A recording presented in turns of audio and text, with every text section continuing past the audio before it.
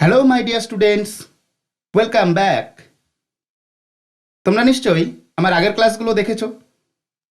তো বিগত ক্লাসটিতে আমি তোমাদের বলেছিলাম আজকের ক্লাসটা কিন্তু খুব গুরুত্বপূর্ণ। আজকের নয়, শুধু আজকের থেকে শুরু করে পরবর্তী যতগুলো ক্লাস হবে সবকটাই কিন্তু তোমাদের জন্য ভীষণ গুরুত্বপূর্ণ। কেন বলো তো? কারণ আজকে থেকে শুরু হবে তোমাদের কোষ বিভাজন আর কোষ চক্রের ক্লাস।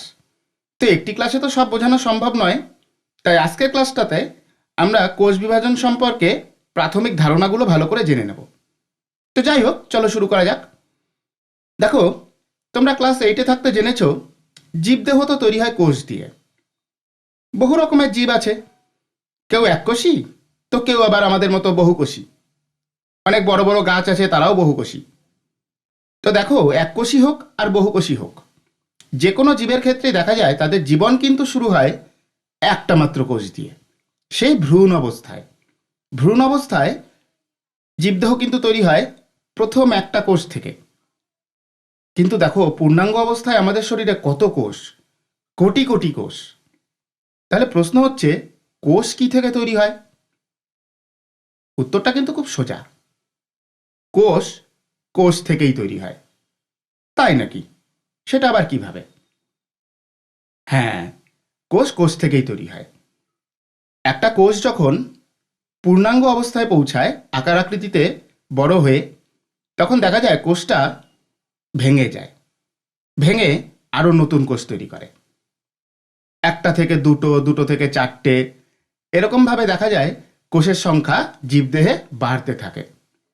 শুধু আমাদের দেহে কেন, ছোট ছোট ক্ষুদ্র ক্ষুদ্র এককোষী জীব যারা, তারাও কিন্তু এই পদ্ধতিতেই কোষের সংখ্যা বাড়াতে থাকে এবং তারা সংখ্যায় বাড়তে থাকে।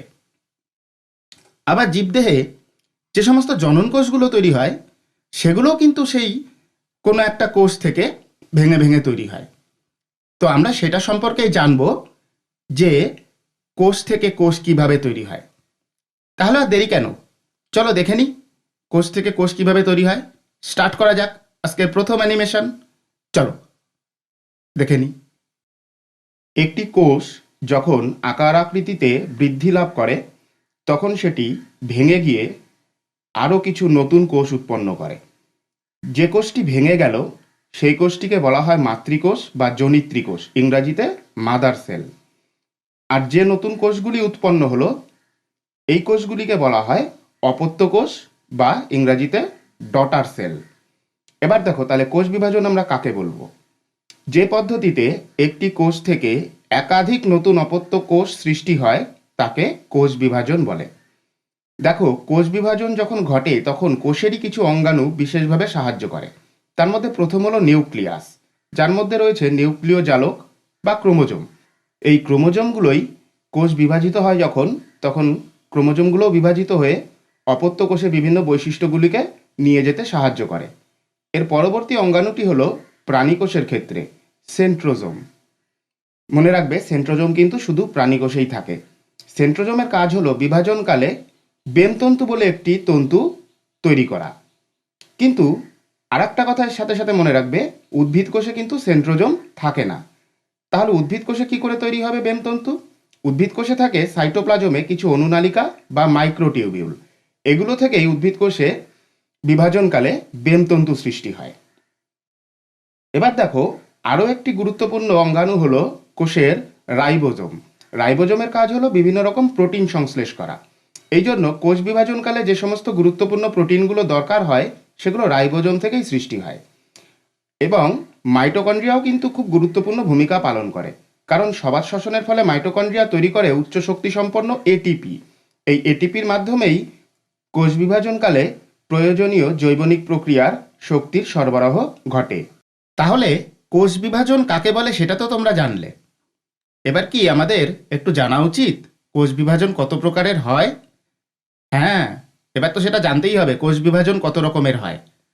তো চলো এবার আমরা দেখব কোষ বিভাজন কত রকমের হয়। চলো এটাও আমরা একটু অ্যানিমেশনে দেখে নিই। নিম্ন শ্রেণী থেকে শুরু করে উচ্চ শ্রেণী পর্যন্ত সমগ্র জীবজগতে কোষ বিভাজন প্রক্রিয়াটি মূলত তিনভাবে ঘটতে পারে: অ্যামাইটোসিস, মাইটোসিস এবং অবশ্যই মিওসিস। অ্যামাইটোসিস প্রক্রিয়াটি নিম্ন শ্রেণীর জীবদের কোষে ঘটে, যেমন ব্যাকটেরিয়া, অ্যামিবা, ইস্ট এদের ক্ষেত্রে। মাইটোসিস প্রক্রিয়াটি ইউক্যারিওটিক জীবদের দেহ মাতৃকোষে ঘটে এবং দেখা যায় মিওসিস প্রক্রিয়াটি ইউক্যারিওটিক জীবদের জনন মাতৃকোষে ঘটে। যাক, তাহলে জানা গেল কোষ বিভাজন সমগ্র জীবজগতে বিভিন্ন জীবদের মধ্যে 3 রকমের হতে পারে: অ্যামাইটোসিস, মাইটোসিস আর মিওসিস। তো চলো প্রথমে আমরা একটা একটা করে স্টার্ট করি। অ্যামাইটোসিস কোষ বিভাজন কি তার সম্পর্কে সংক্ষেপে একটু ধারণা তৈরি করে নিই। এটাও নিশ্চয়ই আমরা অ্যানিমেশনেই দেখব। তো চলো স্টার্ট করা যাক অ্যামাইটোসিস কোষ বিভাজন। অ্যামাইটোসিস হলো একটি সরাসরি বা প্রত্যক্ষ কোষ বিভাজন প্রক্রিয়া। কেন? কারণ এই বিভাজনে কোনো রকম বেমতন্তু গঠন ছাড়াই কোষের নিউক্লিয়াস এবং সাইটোপ্লাজম একই সাথে সরাসরি বিভাজিত হয়ে দুটি অপত্য কোষ সৃষ্টি করে। এটি কাদের ঘটে? এটি সাধারণত এককোষী জীব যারা নিম্ন শ্রেণীর, যেমন ব্যাকটেরিয়া, অ্যামিবা, ইস্ট এদের ক্ষেত্রে ঘটে। এই বিভাজনের গুরুত্ব কি? এই বিভাজনের গুরুত্ব হলো নিম্ন শ্রেণীর এককোষী জীব যারা তারা এই পদ্ধতিতে সংখ্যা বৃদ্ধি অর্থাৎ বংশ বিস্তার করে। তো চলো পদ্ধতিটা একবার দেখে নিই। পদ্ধতিটা এরকম যে প্রথমে একটি মাতৃকোষ লম্বা আকৃতি ধারণ করে এবং এর মাঝখান থেকে দেখা যায় দুপাশ থেকে একটি খাঁজ সৃষ্টি হয়েছে। খাঁজটা নিউক্লিয়াস এবং সাইটোপ্লাজমে একই সাথে তৈরি হয়, ফলে নিউক্লিয়াসটি একটা ডাম্বেল শেপ গঠন করে। এরপরে খাঁজটা আরও গভীরে প্রবেশ করে এবং কোষের নিউক্লিয়াস ও সাইটোপ্লাজম একই সাথে বিভাজিত হয়ে দুটি নতুন অপত্য কোষ গঠন করে। দেখলে তো অ্যামাইটোসিস কোষ বিভাজন কিভাবে হয়? মনে রাখবে এই অ্যামাইটোসিস কিন্তু শুধু নিম্ন শ্রেণীর জীবদের ক্ষেত্রেই দেখা যায়, ব্যাকটেরিয়া, অ্যামিবা, ইস্ট এদের শরীরে।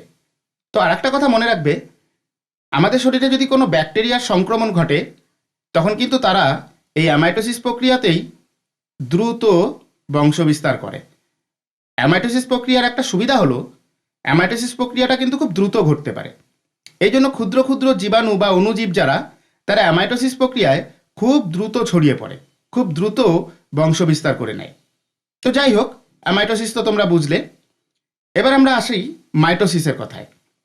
দেখো, মাইটোসিস প্রক্রিয়াটা এই ক্লাসের সম্পূর্ণ ডিটেলসে বোঝানো সম্ভব নয়। আমরা শুধু মাইটোসিস সম্পর্কে প্রাথমিক ধারণাটা এই ক্লাস থেকে নেব।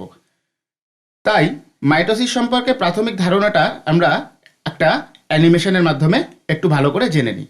চলো স্টার্ট করা যাক মাইটোসিসের প্রাথমিক ধারণা। মাইটোসিস কোষ বিভাজন পদ্ধতিটি জীবের দেহ মাতৃকোষে ঘটতে দেখা যায়। দেহ মাতৃকোষ কী জিনিস?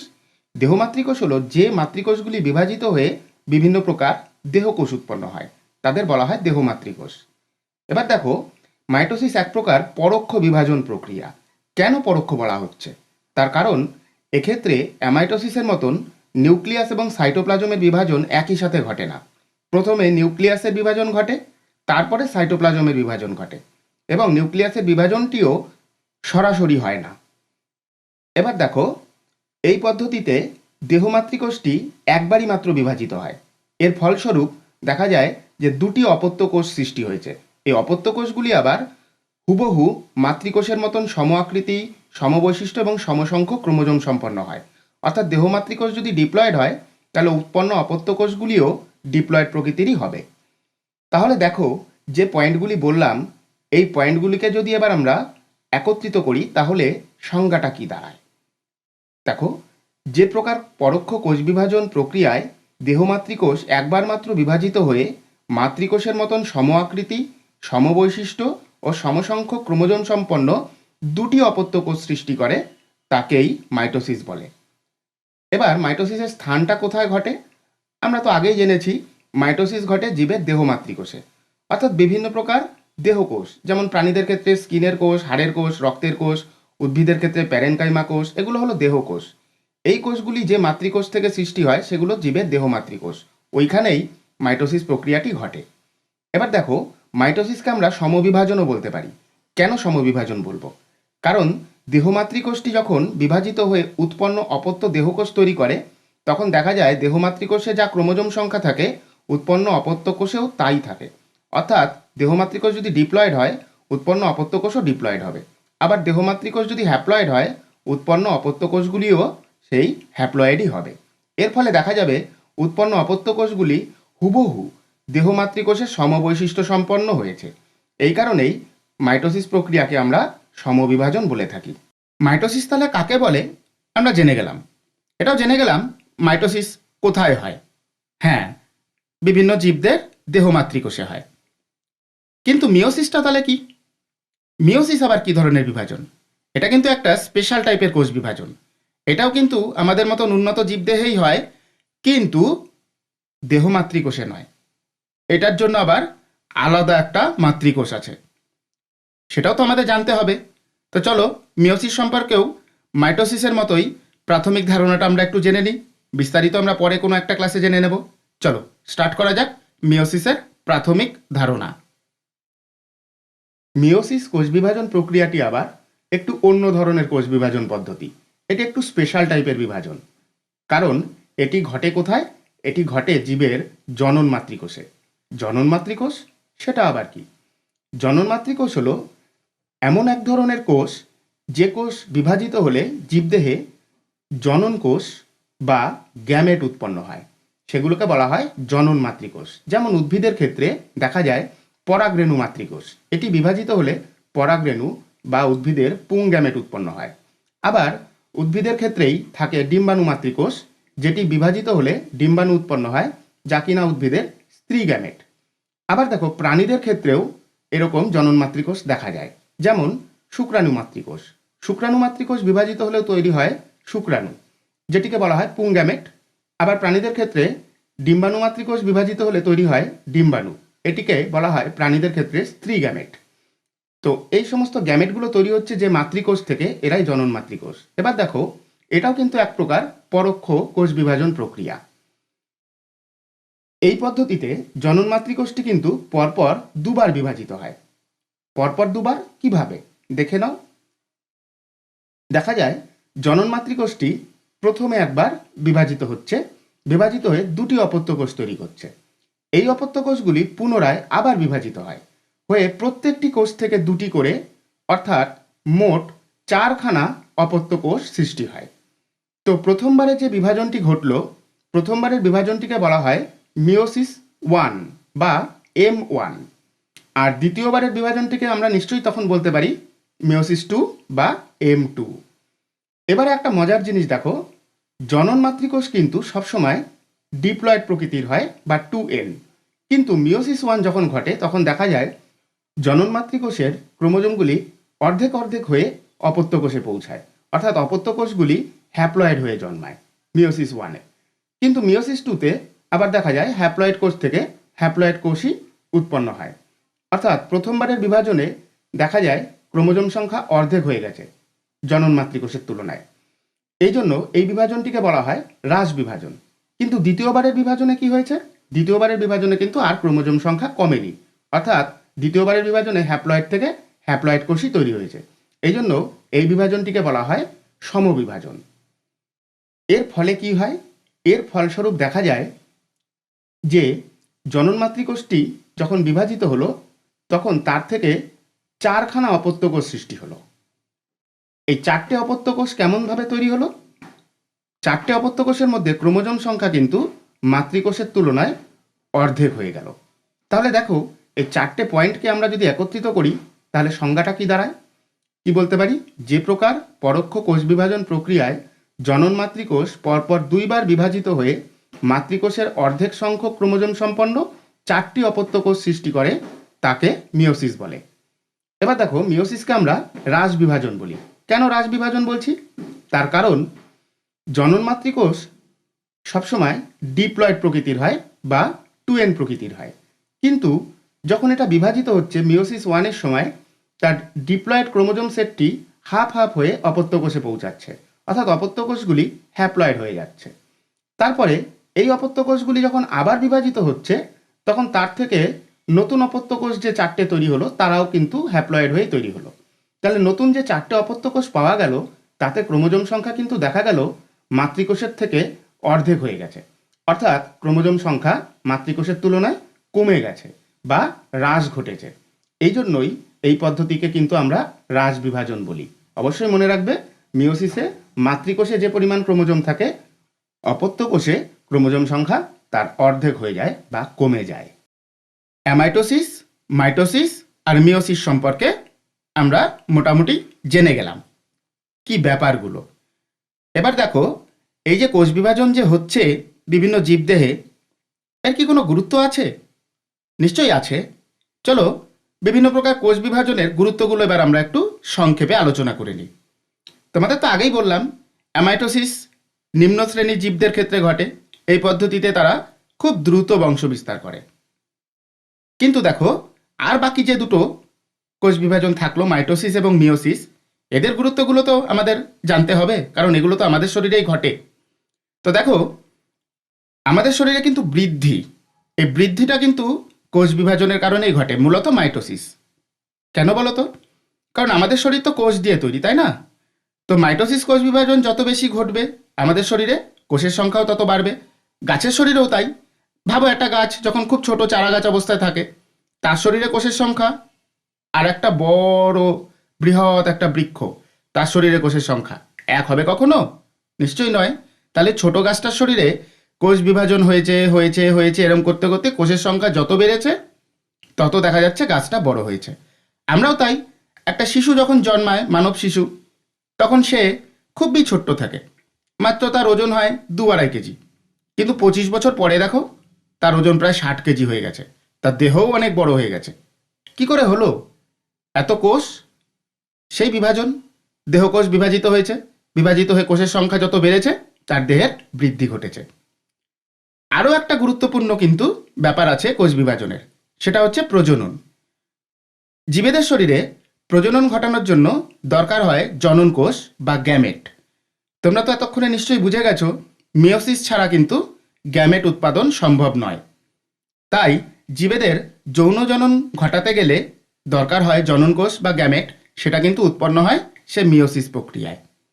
আর কিছু কিছু ক্ষেত্রে কিছু কিছু জীবের অযৌন জনন এবং অঙ্গজ জনন, এগুলো কিন্তু আবার মাইটোসিসের মাধ্যমে সম্ভব হয়। যেমন ধরো, তুমি একটা জবা গাছের ডাল কেটে মাটিতে পুঁতে দিলে, দেখা যাবে ওই কাটা অংশ থেকে মাইটোসিস প্রক্রিয়ায় কোষ বিভাজন ঘটে ওই অংশটা আরও বৃদ্ধি পাচ্ছে, তার থেকে শেকড় তৈরি হচ্ছে এবং গাছটা সেখানে আবার নতুন করে নতুন জীবন লাভ করছে। তাহলে এটাকে বলা হচ্ছে অঙ্গজ জনন। এটা কিন্তু আবার হলো মাইটোসিস প্রক্রিয়ায়। তাহলে দেখা যাচ্ছে জীবের জনন ঘটাতে গেলেও কোষ বিভাজন দরকার। আরও একটা গুরুত্বপূর্ণ ব্যাপার আছে। ধরো, আমাদের শরীরে যখন কোথাও কেটে যায়, ছড়ে যায়, তখন সেই অংশগুলো তো ফাঁকা হয়ে যায়, তাই না? ধরো হাতে অনেকটা অংশ কেটে গেল, তাহলে এখানে চামড়াটা ফাঁকা হয়ে গেল। তো এইভাবে কি আমরা সারা জীবন ফাঁকা থাকবে জায়গাটা? না, তা নিশ্চয়ই নয়। কিছুদিন পর দেখা যাবে জায়গাটা আবার ভরাট হয়ে গেছে, নতুন করে চামড়া তৈরি হয়ে গেছে। কি করে হলো? ওই যেখানে কেটে গেছিল তার পার্শ্ববর্তী যে স্থান, সেখানে ভালো কোষগুলো আবার বিভাজন ঘটিয়েছে। বিভাজন ঘটিয়ে কোষের সংখ্যা বাড়িয়ে সেই অংশটাকে পুনরায় আবার রিপেয়ার করে দিয়েছে। অর্থাৎ ক্ষতস্থান পূরণ করতে গেলেও আমাদের শরীরে কিন্তু কোষ বিভাজনের গুরুত্ব অবশ্যই আছে। তো যাই হোক, এই পর্যন্ত হচ্ছে আজকের ক্লাস। এর পরের ক্লাসে আমি কোষচক্রের ক্লাস শুরু করব। অবশ্যই তোমরা কিন্তু দেখবে ক্লাসগুলো।